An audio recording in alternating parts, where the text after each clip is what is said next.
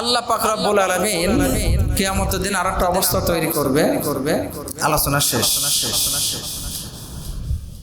হাজার হাজার মানুষ না, কিয়ামতের দিন আদম আলাইহিস সালাম থেকে শুরু করে একেবারে যেদিন কিয়ামত হবে ওই দিন পর্যন্ত যত মানুষ পৃথিবীতে এসেছে সবগুলাকে মাটির ভিতর থেকে তুলবেন কে? বলেন না কে?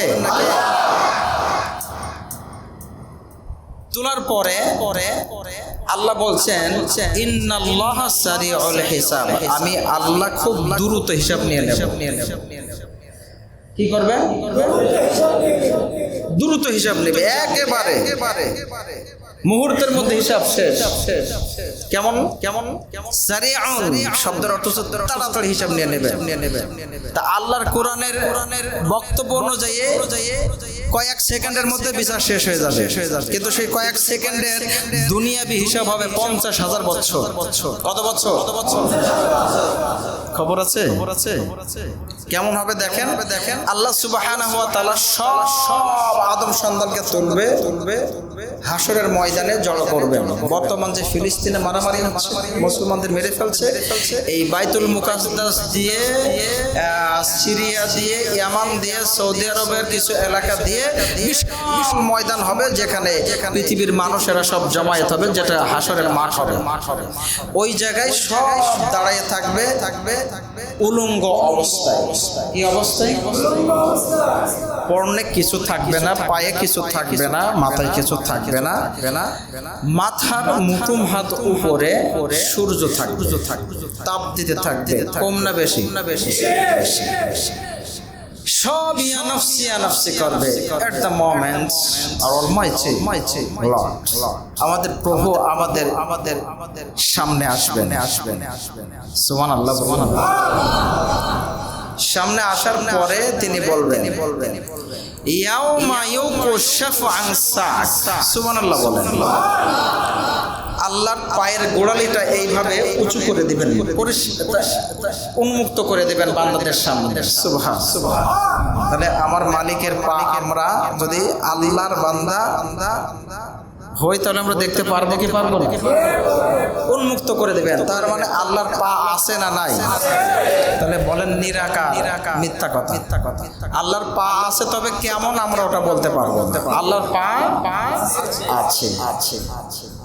আল্লাহ সুবহানাহু ওয়া তাআলা পার গোড়ালি উন্মুক্ত করে বলবেন আনসা কেউ ইউদাউনা, সবাইকে আহ্বান করবেন। কি করবে?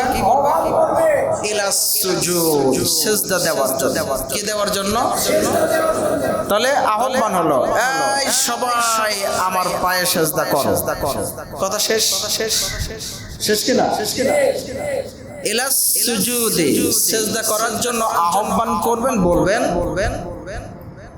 ফালা ইয়াস্তাতিউন। কিন্তু দুনিয়াতে যারা আল্লাহ এই নামাজ পড়ে নাই, কি করে নাই? নামাজ কয় ওয়াক্ত যেন? হ্যাঁ, 5 ওয়াক্ত, তাই না? তো 5 ওয়াক্ত না পড়ে জুমার দিন এসে শুধু একদিন 1 ওয়াক্ত পড়লেই তো হবে। হ্যাঁ, 5 ওয়াক্ত পড়া লাগবে। আচ্ছা, এসব না পড়ে খালি তারাবির নামাজটা রমজান মাসে পড়লেই হবে। আচ্ছা, না অত না। তারাবির নামাজ তো 30 দিন পড়তে হয়, 29টা পড়তে হয়, ওটাও তো অনেক কষ্ট। আচ্ছা, 2 ঈদে, বছরের 2 ঈদে 2 দিন নামাজ পড়তে গেলে হয়ে যাবে, তাই না? হ্যাঁ, হবে। ফাঁকিবাজ, কি বাজ বলে এটাকে? ফাঁকিবাজের কি অবস্থা হবে? ভেরি অনেক কঠিন হবে। আল্লাহ যখন বলবে সিজদা করো, এখন তাড়াহুড়া করে না? নামাজ পড়তে এসেছে, কি তাড়াহুড়া করে না? দেখেন এখনই কিন্তু অনেকেই বাইজে গেল শেষ করছে না কেন আলোচনা? এরকম একটা টেন্ডেন্সি ফিল করছে না? হ্যাঁ, সময় এখানে বেশি দেওয়া যায় নাকি? সালাম ফিরানোদের কিছু মানুষ হুড় করে দৌড় মারবে মসজিদের ভিতর থেকে। আছে না? সুন্নাত আছে না, নফল আছে না, কি জিকির আজকার আছে, কোনো খোঁজ থাকে না। আছে না? ইসকল ফাঁকিবাজ। কি বলে এগুলোকে? কি বলে? ফাঁকিবাজ। তো ওই ফাঁকিবাজরা এখানে যেমন তাড়াহুড়া করে, ওই কিয়ামতের মাঠে ওরা তাড়াহুড়া করে সব একবার হুমড়ে খায় আল্লাহ সিজদা দিতে যাবে। কার সিজদা দিতে যাবে? যাবে আল্লাহ মাজাগুলাকে সব লোহার সাথে তুলনা করলে ভুল হবে। এমন একটা ভাষা ওখানে আল্লাহ বলেছে যে এমন শক্ত করে দেব, ওই শক্ত কারণে ওরা সামনে সেজদা দিতে পারবে না।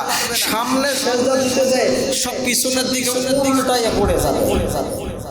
কথা কি বুঝতে পেরেছেন? ওই যে টুনা মাছ চেনেন? আমরা টুনাই বলে, আমাদের ওই ছোটবেলায় আমরা বিলে মাছ ধরতে যেতাম। ওই এক ধরনের ওই যে ক্যাস ক্যাস ক্যাস ক্যাস করে, ওর মুখে ফু দিলে এরকম ফুলে একদম কি বলে জানো, ফলে খুব ফু দিলে কি হয়, ফলে ফলে না, ও যখন ফুলে যায় তখন ও ছেড়ে দিলে ওকে আর স্থির থাকতে পারে? খালি গড়ায়। কি করে? তো মানুষের অবস্থা এরকম হবে, বেনামাজিদের অবস্থাটা ওরকম হবে, ফাঁকিবাজ নামাজের অবস্থাটা ওরকম হবে। আল্লাহ যখনই বলবে সেজদা কর, ওরা মন করবে যা পাইয়ে গেল। যেমন সেজদা করতে যাবে সব সামনে যাবে না পিছনের দিকে, হিসাব। আল্লাহ বলবেন যারা আমার পায়ে সেজদা করতে পারলে ফাদখুলি ফি ইবাদি ওয়াদখুলি জান্নাতি। সুবহানাল্লাহ। যাও তোমরা সব আমার বান্দারা একে অপরের জান্নাতে চলে যাও। যারা সেজদা দিতে পারলে না ওয়াদখুলি নার, সব জাহান্নামে ঢুকে যায়। সেদিন কি হবে? সেদিন কি হবে? ওই দিন কি আমার লস হলো না লাভ হলো? তাহলে এখন ওই লসের দলে থাকবে না লাভের দলে থাকবে?